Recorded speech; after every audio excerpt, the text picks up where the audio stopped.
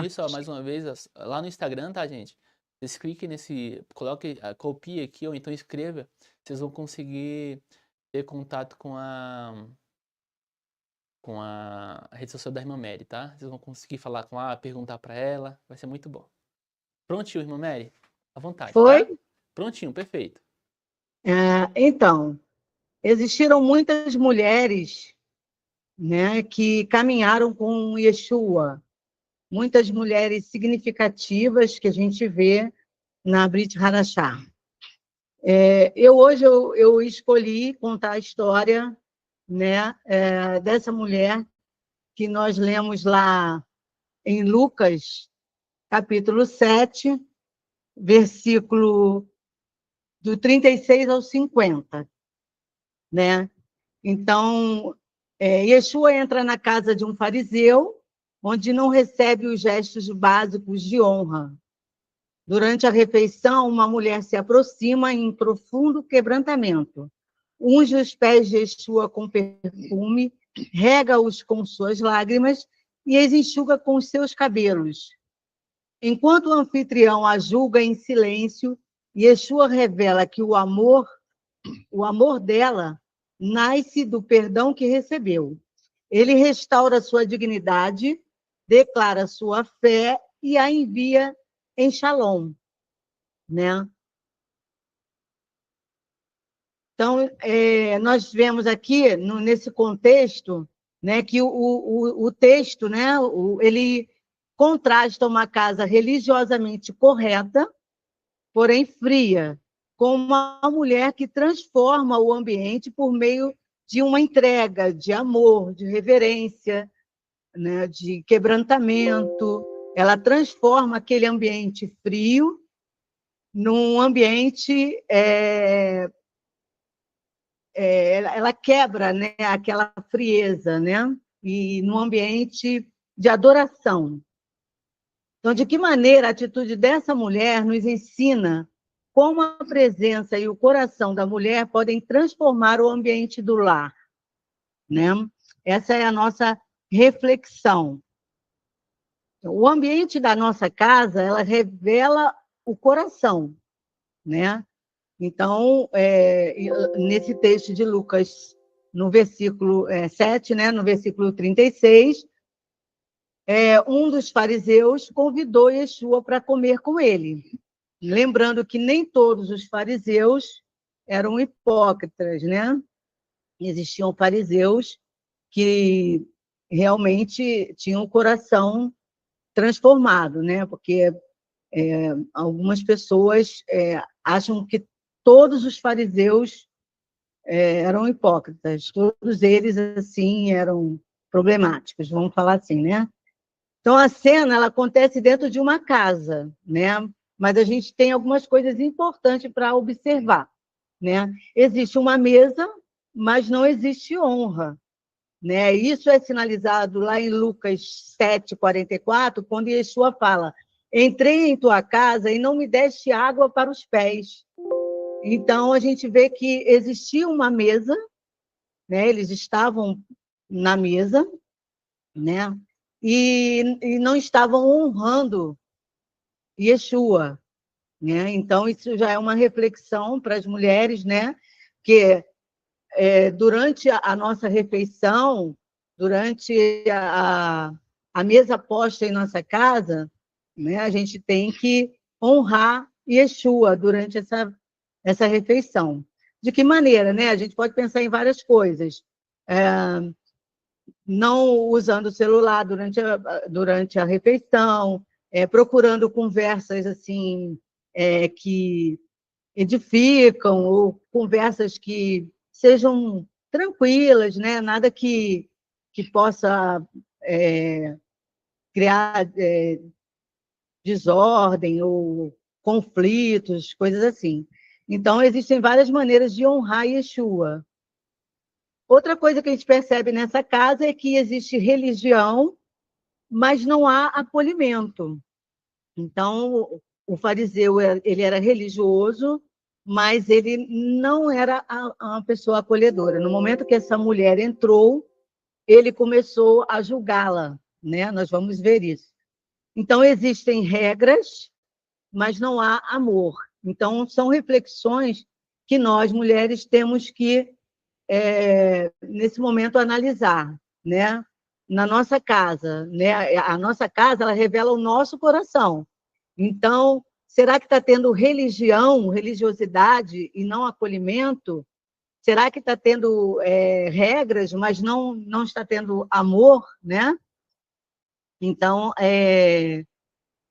são coisas para a gente refletir. Eu queria falar com vocês uma coisa que fala muito comigo e com a minha família, a respeito, bem rapidamente, a respeito da hospitalidade do povo de Israel, do nosso povo de Israel. Então, receber bem. Vocês não estão conseguindo ver os slides? Os slides estão aparecendo? Ah, ele está entendendo.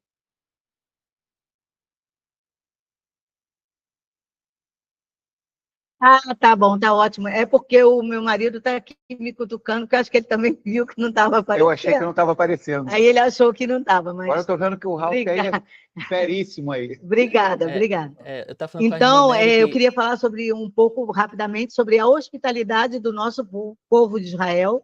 É uma coisa que fala muito comigo e com minha família, muito particularmente. Nós temos muitas experiências nesse sentido, né? Então, nós queremos, eu quero mostrar para vocês o quanto que a Torá ela preza por isso, né? Em Levítico 19:34, temos um versículo que diz: o estrangeiro que peregrina convosco será como natural em vós. Então, receber bem o visitante era para o povo de Israel, e ainda é, uma expressão de hesed, de bondade. Durante o estudo de Ruth, né, nós vimos que a hesed, a bondade, né, os atos de bondade, eles precedem a Torá. Né? Então, o que significa isso? Ruth, antes de receber a Torá, ela demonstrou ser uma pessoa boa, né, de coração. Então, a casa israelita, ela não era apenas um espaço privado, mas era um lugar de acolhimento, cuidado e honra ao estrangeiro, ao necessitado e ao enviado do Eterno. Então, a casa do israelita, né, de um israelita, ela tem que ter essa característica, um lugar de acolhimento, né? E a gente vê que a Torá enfatiza muito isso, né? Então, falando em acolher, falando em ser hesed, em ser hospitaleiro, nós lembramos, né, que a tradição fala conosco muito sobre Abraão, que ele era aquele homem, né, que, segundo a tradição em Israel, né, ele abria sua tenda em todas as direções, ensinando que a casa deve estar aberta para acolher. Então, a tenda de Abraão e Sara era aberta em todas as direções. Então, foi durante a hospitalidade, né, quando Abraão recebeu, né, os mensageiros e até mesmo o próprio Yud-He Vav-He em sua tenda, que foi dada a eles, né, a Abraão e a Sara, enquanto Sara preparava a alimentação, enquanto eles compartilhavam daquele alimento na mesa, que foi dado a eles, né, foi dentro desse contexto que foi dado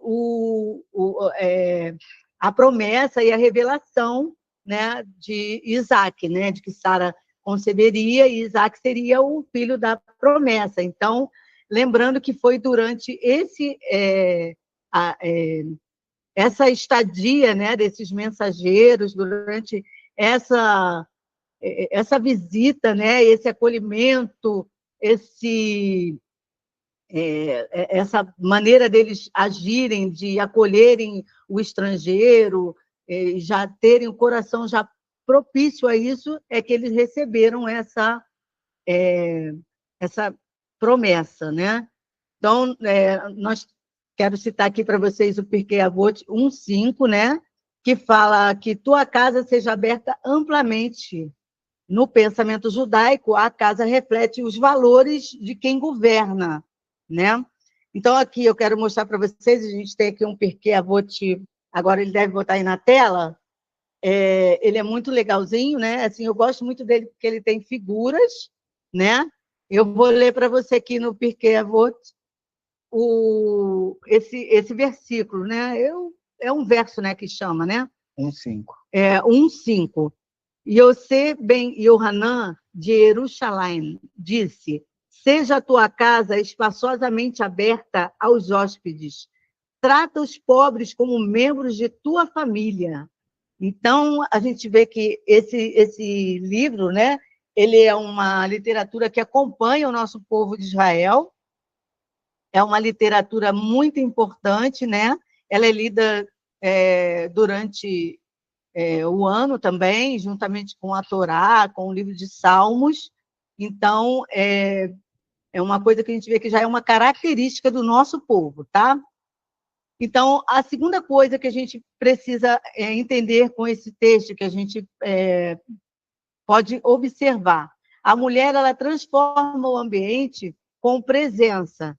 Essa mulher, ela entra e muda tudo, né? Onde havia frieza, ela derrama lágrimas. Onde havia julgamento, ela demonstra o seu quebrantamento.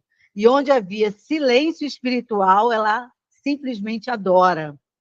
Ela não discursa, ela apenas se move, né? Entre o povo de Israel, isso acontece ao conceito, se conecta, né, ao conceito de Shalom Bait, que é a paz do lar, né? A gente lembra de Rivka, né, que também corre, serve, oferece água, discerne o que ninguém pediu. A sua atitude, a atitude de Rivka, ela muda o rumo da história de Israel. Ela percebe a necessidade do ambiente, ela proporciona facilidade para que o Eterno fale e haja. Então, a mulher, ela tem dentro dela, né, esse potencial para mudar, para alterar o ambiente da sua casa, o ambiente em que ela está. Ela percebe, ela age, ela não fala muito algumas vezes, né? Só fala quando é necessário. Às vezes a gente fala demais, né? Eu também falo bastante, mas ela se move, né? Ela é uma mulher que ensina que a gente se move, que a gente precisa se mover. Ela é aquela mulher que percebe a situação, percebe o momento, percebe que o Eterno pode falar, né? Como a mulher sunamita lá em Melahim Beit, né? 2 Reis 4, capítulo 4, né? Ela percebe que o homem é um profeta enviado por Elohim e ela já se prontifica, passamos um pequeno quarto, né? Então ela já se prontifica a preparar aquele ambiente para que aquele homem possa ter um espaço para poder aquele homem exercer, né, aquilo que o Criador tem através da vida dele, né, para que ele seja um canal. Então, ela proporciona esse ambiente. Da mesma maneira, a gente tem que proporcionar o ambiente para que a mulher casada, no caso, né, os nossos maridos, eles tenham essa facilidade, né, o que a gente puder fazer para que esse ambiente seja gerado. Esse é o papel da mulher, para que ele tenha a facilidade de discorrer, de falar aquilo que o Eterno tem falado com ele, né, para o povo de Israel, tá? Então, no Talmud, né, a gente vê que diz que a mulher é responsável por trazer a luz à casa, né? Então, a mulher, ela tem uma capacidade única de transformar ambientes, curar climas emocionais e introduzir a presença do Eterno no cotidiano. Então, a mulher, ela tem aquela capacidade de perceber dentro da casa a situação entre irmãos, entre pai e filho, e tentar, né, curar climas emocionais dentro da sua casa, dentro do ambiente que ela está, introduzir a presença do Eterno no cotidiano, né?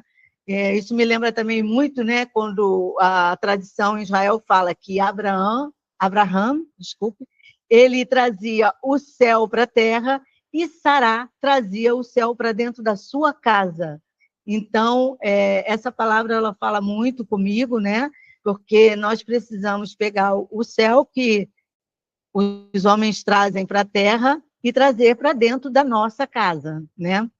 Então, a terceira coisa, né, que a gente pode analisar nesse Irmã texto, Mary, né? irmã Sim, Mary, sim. então, o Obed está falando bem assim, na casa do Moré, Yosef e da irmã Mary, a gente se sente em Israel. É fácil chegar, difícil sair. Alguém dando testemunho do que a senhora está falando, viu? Ah, amém. Obrigada, obrigada. A gente teve o prazer de ter eles aqui também, e nós também fomos muito bem recebidos por eles quando nós estivemos, não na casa deles, né, mas numa casa lá de outros irmãos lá, onde eles moram, né? Amém. Então, a gente busca, né, essa hospitalidade, né, e com todos os nossos defeitos, nossas limitações, a gente tenta o máximo, né? Então, a terceira coisa que a gente precisa ver nesse texto é que a mulher, ela faz, o que ela faz aos pés de Yeshua, ela reflete o que uma mulher deve fazer em seu lar, né? Então, nós vamos, assim, observar os gestos dela. Primeiro, ela quebra o vaso, né? Isso fala de entrega, né? Ela se permite ser quebrada e transformada, né? A segunda coisa, ela derrama o perfume, que fala do cuidado, né? Depois ela usa as suas lágrimas, ela derrama as suas lágrimas. É aquela mulher que tem intimidade com o Criador, que derrama as lágrimas dela perante o altar do Criador, por ela, por sua casa, por sua família. E ela enxuga com os seus cabelos, que demonstra a vulnerabilidade dela, né? Nota-se que essa mulher, ela é verdadeira, ela expressa seus sentimentos reais, né? E ela mostra quem ela é realmente, né? Então, nós lembramos de Haná, né? Haná, ela derrama a alma também e chora, ela é julgada erroneamente. Haná é Ana, tá? Lá de Shemuel Aleph, capítulo 1, que é 1 Samuel, capítulo 1, né? Ela derrama a alma, chora, é julgada erroneamente, não responde com ataque. O seu quebrantamento gera vida profética. Então, assim como a mulher aos pés de Yeshua, Haná transforma a dor em consagração, né? Em adoração, né? Então, em Provérbios, né, diz que a sabedoria da mulher edifica a casa. Edificar não é mandar nem se anular, é consagrar o que se toca, né? A mulher, ela edifica quando ela cuida do coração da casa, quando ela não só da rotina, né? Porque a gente fica preso às vezes na rotina, nas coisas que tem que cuidar da casa, né? Lavar, passar, né? Arrumar a casa, cozinhar, mas ela traz graça onde há tensão. Ela é aquela mulher que percebe o ambiente, ela fica atenta ao ambiente, né? Como a gente citou aqui, Rivka, ela ficou atenta, ela foi lá, pegou água para o homem, pegou para os camelos, ela agiu, ela prestou atenção que aquele ambiente poderia ficar melhor se ela cuidasse melhor de alguns aspectos, né? Então, ela intercede, mesmo quando ela não é reconhecida. Então, ela é aquela mulher que... A mulher ela tem essa capacidade de perceber, de sentir e de conciliar, né? Problemas entre irmãos, problemas entre pais e filhos, né? Enfim. Então, essa é a capacidade da mulher, né? Então, a quarta coisa, o julgamento que entra no lar e o amor que o expulsa. Então, lá em Lucas 7, versículo 39, nós vemos que o anfitrião, ele tenta, né, vamos dizer assim, advertir Yeshua. Ele fala, se este fosse profeta, saberia quem é essa mulher. Então, é o julgamento que contamina os ambientes, mas Yeshua não permite que aquela casa continue do mesmo jeito, né? O que ele fala? A quem muito é perdoado, muito ama. A quem pouco é perdoado, pouco ama. Aquele homem, ao que parece, não se sentia tão pecador, né? Então, o amor dela confronta a dureza do fariseu, né? A gente lembra também de Tamar. Tamar, em Bereshit 38, Gênesis 38, ela é julgada, mas permanece em silêncio até o momento certo. Quando fala, a verdade restaura sua dignidade. Então, o julgamento sempre tenta expulsar a mulher do seu lugar, mas o Eterno a reposiciona. Né? A aplicação. Quando lares hoje estão cheios de críticas, silêncios, feridas não tratadas, o amor quebrantado ainda é o que cura casas. Né? Então, muitas vezes, dentro do nosso lar, né, a gente começa a criticar uns aos outros, isso acontece porque somos humanos, né? Ou silenciamos, não colocamos aquilo que sentimos, né? Então, as feridas não são tratadas, então a gente precisa, com amor, né? Curar, né, a nossa casa, né, com amor. De que maneira? Se aproximando, tentando dialogar, antes de tudo, em tefilar, né, em oração, buscando o Criador, para que as nossas feridas sejam tratadas. A quinta coisa é o perdão, né, que Yeshua disponibiliza para essa mulher, que restaura a mulher. Né? Então, e por extensão, o lar daquele homem. Né? Aí, então, em Lucas 7:48, Yeshua diz para ela: os teus pecados estão perdoados. No pensamento judaico, né, israelita, perdão restaura a posição dela, né, a posição e a capacidade de gerar vida. Então, uma mulher restaurada não transmite dor, transmite cura, né? Quando a mulher é curada, o lar respira, os relacionamentos se reorganizam, a shalom se estabelece, né?